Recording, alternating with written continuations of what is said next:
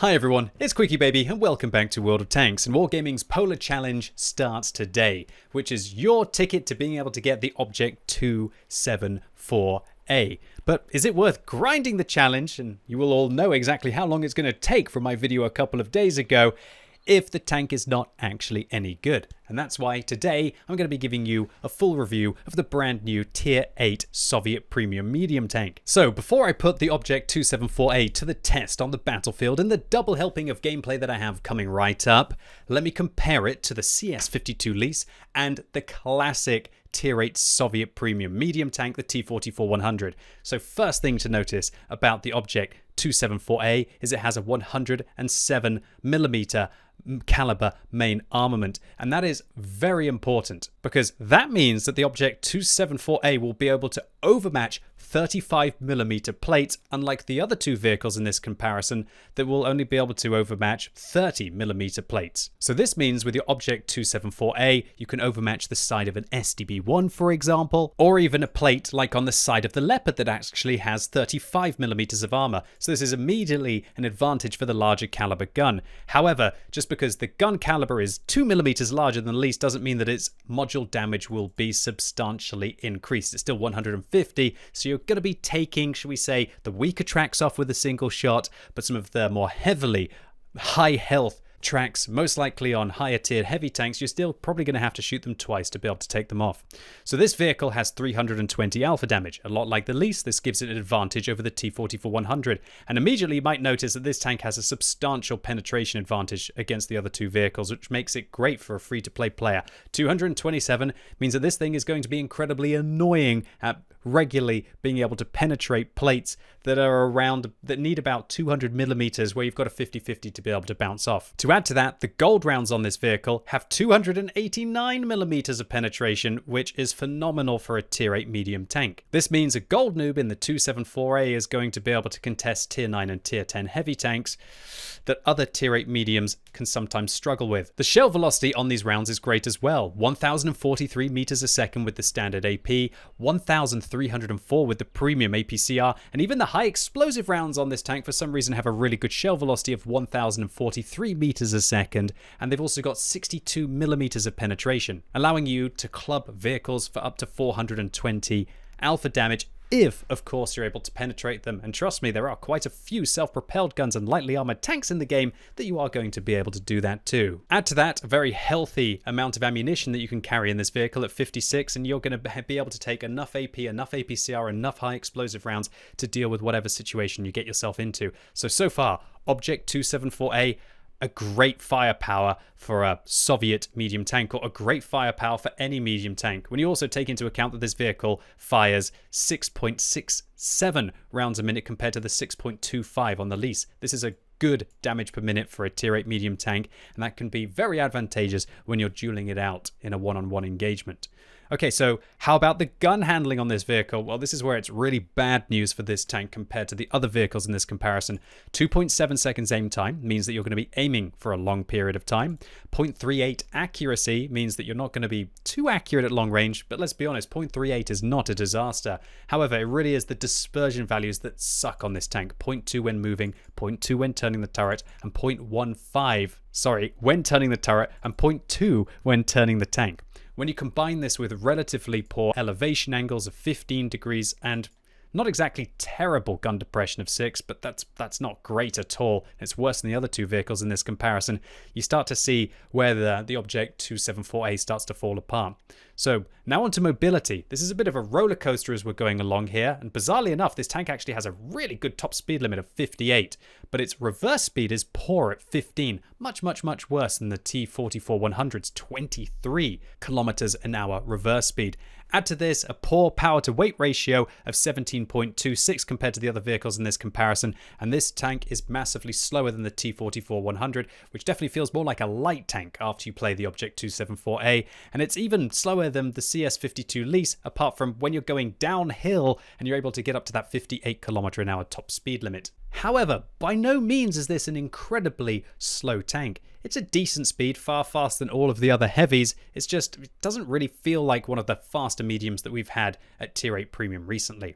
And this might be why, because look at this armor, 95mm on the front, 220 on the front of the turret, 70 on the side of the hull and 130 on the side of the turret. It's looking like it's great news for this tank. So let's take a look at the 3D model, and so you can gauge how this vehicle would deal with itself. So immediately I notice a very thick turret. In fact, even if I was to load gold at this tank, and we're talking about 289mm of penetration here, you're still, in some areas, only a 1 in 5 chance of being able to go through. Now, the hull armor on this vehicle is actually about 200mm of effective protection, which means that you're going to be able to bounce Tier 6s and Tier 7s regularly, but Tier 8s, if you're not angling your armor at all, and above, are going to be able to go through this thing very easily. However, look at the funny shape of this hull. It's kind of like the upper hull on an M48A5 pattern. And so that means if you're using any kind of gun depression on this tank, 3 degrees here, now the upper hull starts to get better. And when you're using the 6 degrees of gun depression this tank can use, yeah, everything is an auto ricochet on the upper hull of this tank, and you're going to need about 250mm of high explosive anti-tank ammunition to be able to challenge this tank. This vehicle, in a hull down scenario where it's using its 6 degrees of gun depression, is a formidable adversary, and it's definitely an ace up the sleeve of the Object 274A for knowledgeable players who will be able to, a bit like on an Object 279E, elevate the front of the tank up, but be warned, this thing has a lower plate unlike that tank, and you will get absolutely destroyed if you expose it. That's going to make this thing an apocalypse level of armor if you're able to elevate the turret, elevate that hull, wedge it upwards, and only expose your upper part of your tank. So let's talk about this tank's side scraping, because do you see how it's kind of got this bow-shaped hull over the front? Absolutely bizarre. So this means that when you side scrape in this tank, imagine that we're coming around a corner like this, that it actually creates a bit of a weak point on the side of the tank here, these kind of cheeks as you would expect as it comes around the corner. However, the whole of the side of this tank is very good indeed. Look at the angling. Wargaming have actually made this a little bit frustrating though, because this under flap of armor here is only 30mm thick. And so that means when you side scrape against any tank that has a higher caliber of gun than 90mm, they're sometimes going to overmatch this flap armor under here. And so be warned, while this thing will be very good at side scraping against a Tiger, for example, it's not going to be very good at side scraping against a T-44-100, or it still will be, but they're just going to get those really annoying shots right up underneath the flap, a lot like, for example, when you saw my E50M playing against the Mouse the other day. This tank does have cupolas on top of the vehicle as well, but they are quite small and quite tricky to hit, although if it's not using any of its gun depression, feel free to have a go at them. But more often, you're either going to miss or you're going to bounce off the turret, and then you're going to leave this tank with 320 alpha damage and very good DPM to start ripping your hit points apart. So one of the downsides to this tank is it's got a really low hit pool, which is surprising considering how good the armor is on this tank. Wargaming seem to be just deciding to make some of the statistics really poor, but some of the statistics absolutely incredible. I think they probably had quite a hard time of balancing this tank, and that's why they're trying to squeeze those hit points down. So that means that you're not going to be too durable when you start to get penetrated, and 1200 is right in that kind of range where an FV215B183 is popping you, or an artillery penetrating shell is sending you back to the garage, so be warned. Another funny thing about this tank, it has a really healthy engine, which probably means that you can get away without using a fire extinguisher in this tank, although that's a bit of a moronic statement because, as we all know, every time your engine gets hit, you have a chance to be set on fire, and it's not anything to do with the amount of hit points that your engine has. That's only fuel tank fires inside the game. So how about the camo on this tank? Well, it's pretty good news. It's not quite as good as the T-44-100, but a little bit better than the lease. And another little advantage that this tank has is that it has 390 meters view range and only a 12% chance for it to be set on fire when its engine is hit. So a little bit of a boost there. So when it comes to crew training on this tank, if you have an Object 140, you are going to be very happy. The Object 140 crew works perfectly in this tank. So commanders with recon and situational awareness will be a godsend. Because remember, because of that 390 meters view range, I feel that if you combine a premium consumable with recon and situational awareness and brothers in arms, you can get up to a very decent view range on this tank of 452 without actually using coated optics. And remember, because the power to weight ratio on this vehicle is so lacking and the gun handling is truly horrific on this tank, you might want to use both a vertical stabilizer or even a turbocharger in the mobility slot of this tank. However, personally for me, with an incredibly good crew, instead of using coated optics, I'm going to go with vents, vertical stabilizers, and a gun rammer. But if you're a free-to-play player out there and you want to be able to spot at decent distances, I would recommend dropping the vents to use coated optics on this tank, and you'll have a very decent view range indeed. Another possible loadout on this vehicle, if you're an aggressive player, would be to drop the vents to use a turbocharger, but be warned, you're going to have tragic view range on this vehicle because there's no way you can sacrifice the vertical stabilizer. And I feel that considering the DPM of the vehicle is so good, can you really afford to drop a gun rammer either?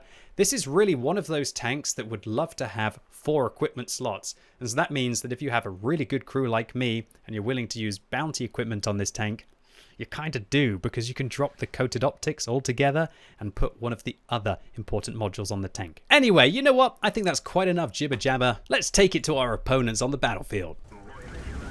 Alright, so here we go. We've got the Object 274A rolling out in a nice matchup here against Tier 8 and Tier 7 tanks on Fisherman's Bay. And immediately you'll notice that little bit of a downslope really comes in useful for getting up to the vehicle's decent top speed limit of 58. Although we never quite maxed this tank out. Even downslope we were only going at 50 there, but you've got to try and harness all of that momentum that you possibly can, because of course you want to get into position as quickly as you can to be able to start picking apart people with that glorious 320 alpha damage from this 107mm caliber gun. I'm really looking forward to learning more 35mm plates in this tank, to know about areas that I can overmatch. It's knowledge like that of World of Tanks that can be incredibly useful. And when you've got a premium tank and you're going to be probably playing it a lot, I'm sure that people who do want to master this tank are definitely going to have to focus on thinking about what 35mm plates there are. Okay, so Object 274A. I'm probably going to call this the Object 709, the 704. I'm going to be calling it every single number under the sun. I apologize. It has been a very long week and I'm trying to get this video out while it is going to be hot. There's so much awesome content to cover in World of Tanks. But let me focus on this awesome tank. So firstly, Centurion taken out. Well, not taken out. The SU-152 was taken out. The Centurion was hit severely for 321 damage, 1 over the average that this vehicle has. And just look at the rate of fire that this tank has. It always baffles me that you can get the reload as good as this. But remember, this is with a very good crew. This is with using a premium consumable on the tank and using a rammer and a vent setup. But I feel like a lot of people are going to have good Soviet medium tank crews. A lot of people will have them from their 140s. Some people will even have them from their T-62A from back in the day. Or, hey, what's that other tank? That other tank that people play a lot of. Oh yeah, the Object 430U. That crew will work in here as well, and your commander with situational awareness and recon, you're really going to be able to pump that up. And I think that's going to be one of the things that you definitely want to do in this vehicle, because as I mentioned, those equipment slots are so precious. Being able to use a turbo on this tank would be such a luxury. Being able to use, definitely you have to use vertical stabilizers on this tank. And really, what can you afford to drop? Can you afford to drop the vents? Can you afford to drop the gun rammer? Can you afford to drop the vertical stabilizers? Well, every time you drop one of those modules, you're literally making your tank significantly worse. But I would love to see what this thing would be capable of with a turbocharger. And I'm definitely going to be eventually putting one on and trying to play a different kind of meta of this tank. But right now, you're seeing my all-purpose setup. And hopefully I'm going to show you what an all-purpose setup on this tank is going to be able to achieve. Alright, so we've got a Pantera. We managed to poke him over the T-29. I look to see whether I can get this Tiger P. And immediately, I'm worried. You see the aggression on the enemy team? Look at the hit points on my team. My team are really starting to wilt. The 110, the Tiger, in a huge world of hurt there. So what I'm going to have to do is to be able to get down into the town. You see that I asked my Borask for help. Whether the Borask is going to help me or not is another question. But I'm actually feeling quietly confident in this scenario. I'm hoping that I come around the corner and just chunk this Pantera out. Sure, I took a shot from him. Sure, I took the Tiger P. But establishing dominance in this location by dealing with the autoloader, well, that's pretty solid right there. So the Tiger P actually manages to put a high explosive round onto the side of my vehicle for 165. What? He's got 240 alpha damage with his AP, and that's if he pens. How is he doing 165 with HE? Probably because he splashed on the underflap of this vehicle, which has only got 30mm of armor.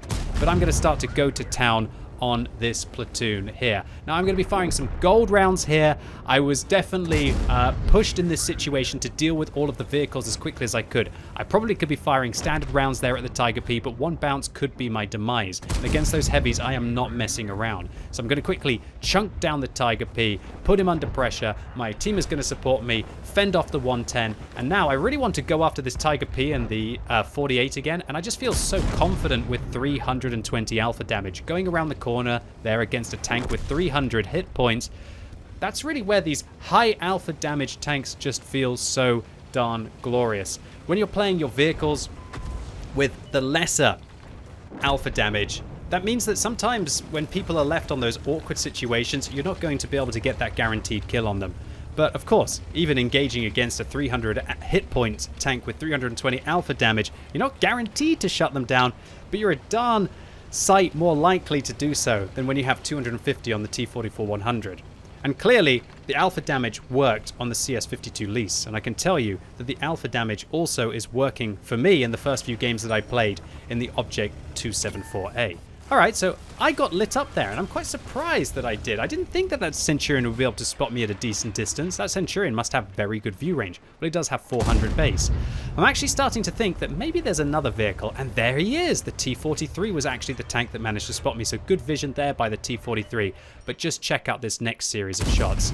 Definitely a fairly long aim time, not the most accurate tank you're ever going to play, but if you're able to harness that aim time and harness the bad dispersion values by aiming carefully and also by using vertical stabilizers on this tank, oh, that T-43, this tank dealt 672 damage very quickly indeed. Now I'm going to get a bit greedy. I'm going to try and fire a high explosive round, and unfortunately, it goes into the wall.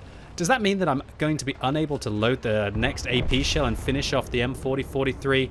Oh dear. Greedy baby in the house, boys and girls. We're unable to get the kill there on the self-propelled gun because I was trying to load the high explosive rounds to get more alpha damage into the tank. I should have just let the T-20 get the first shot, and I should have been able to finish him off myself. So poor decision there by me. And remember, your high explosive rounds aren't going to be going through walls. They're not going to be going through fences. And so I guess I kind of spite myself there by trying to maximize that alpha damage. But ooh, these HE rounds, they're very proficient. Maybe we're even going to be able to get one into this Borsig. We're just going to have to wait and see. All right, artillery splashes in for 132. And you can see that this tank, whoop, definitely not the best gun handling. That is long aim time for a medium. But when you hit, it hits hard. This 320 is absolutely awesome. And ooh, HE time? No! Come on, not like this. HE fails to hit the Borsig. But what about the second shell from the HE? Yeah, that's better. 436 high explosive damage there. That is 420 slightly high rolling, securing me my 5th kill of the game. And I'm just wondering, will we be able to get the top gun? Will I be able to fend off this VK3002D? Will I possibly be able to get it? Come on, come on, come on. No, no, no, no, no, no, no, no, no, no. Okay, well, I better pose for the camera, right? Because we want to have a nice, tasty looking thumbnail anyway. So far, so good. This vehicle is kind of feeling like it's the whole package. But let's give it a go on another map.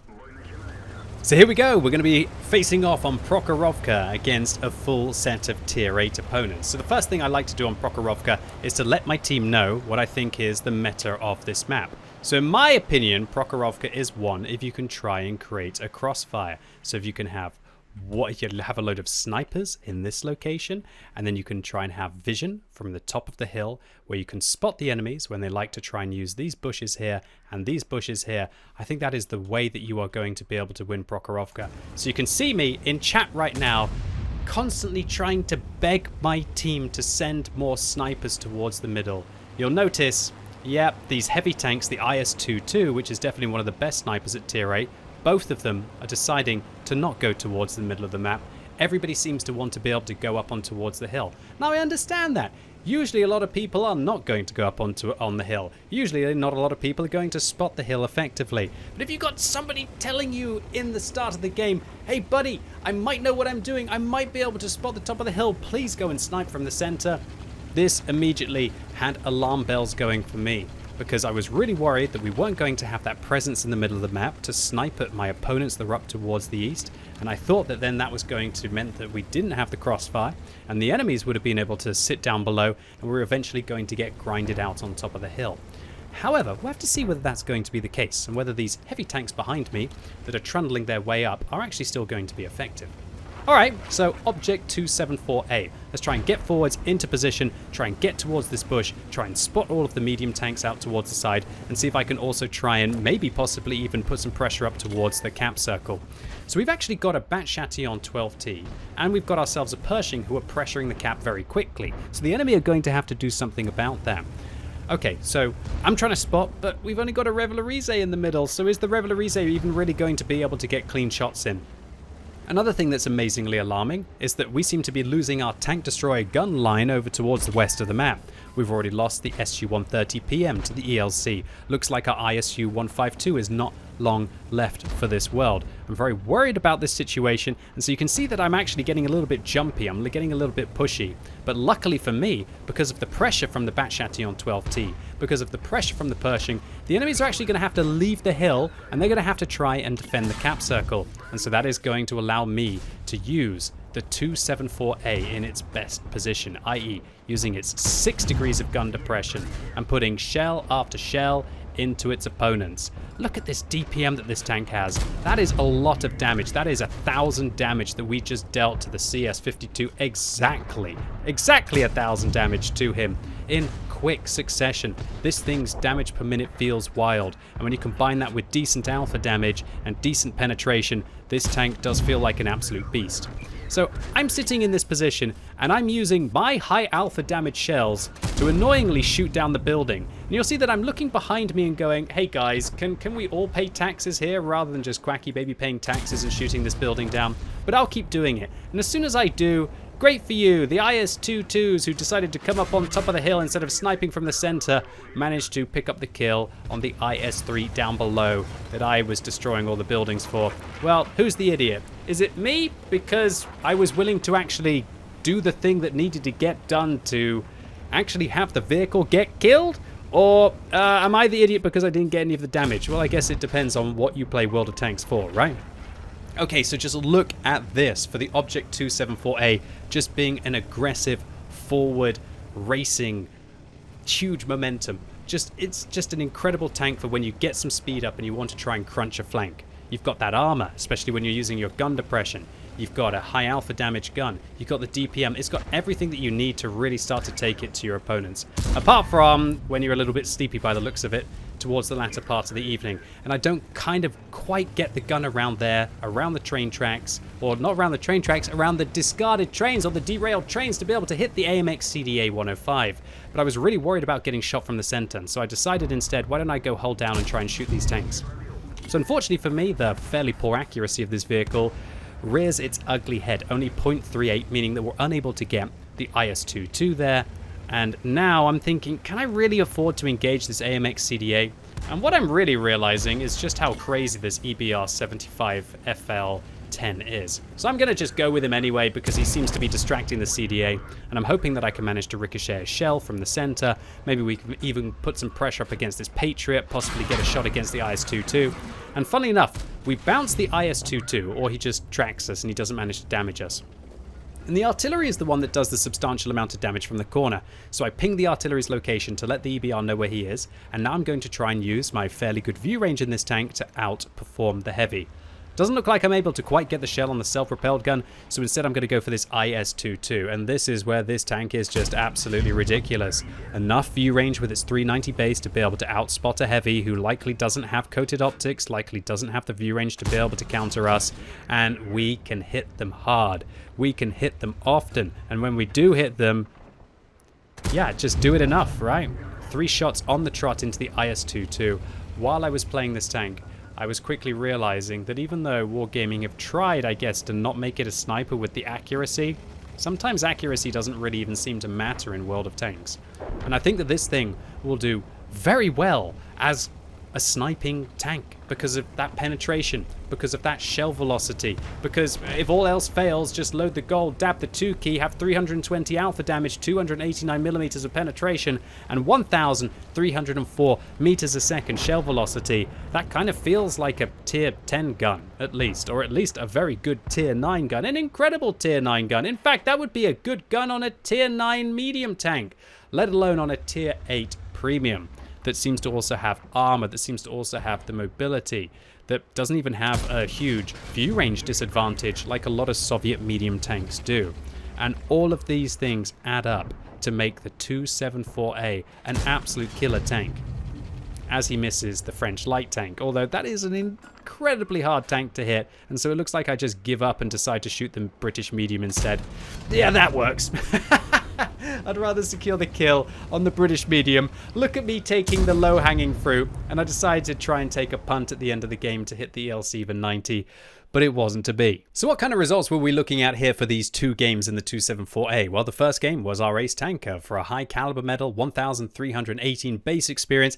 I don't think that would be an ace tanker for very long after this vehicle is released. I think you're going to need more than that on Saturday, but that should be enough to be able to secure one tomorrow if I was able to get one today. We seem to put a shot into pretty much every single vehicle on the enemy team for that 3,883 damage, securing us a high caliber, and we make 68,000 credits profit as well. Oof, not bad. This round pretty much had it all. We had damage upon detecting because we have a decent view range with a good crew and 390 meters base view range. We managed to block some damage here, although those pesky Tiger Ps were even firing high explosive rounds at that weak 30mm plate. And I just haven't had the opportunity to truly put this thing's armor to the test in a hold down position, but I can trust you, well, trust me, that Tanks GG is not lying. It is going to be absolutely glorious if you can get it into that scenario. So next up on Prokarovka encounter, we had to be the aggressive force here. And once again, it pays off. We managed to get 1,064 base experience points. We had a great game with the EBR, 75 on our team, as you would expect, considering it was Prokarovka, which is the best light tank map. And we make 53,000 credits profit with the premium count, or 21,000 credits profit without one. And once again, this vehicle just felt so durable for me. Even though we got hit 6 times, half of those didn't penetrate the tank. And while our low hit points didn't really help the situation at all, we still had enough durability to just be that offensive medium tank,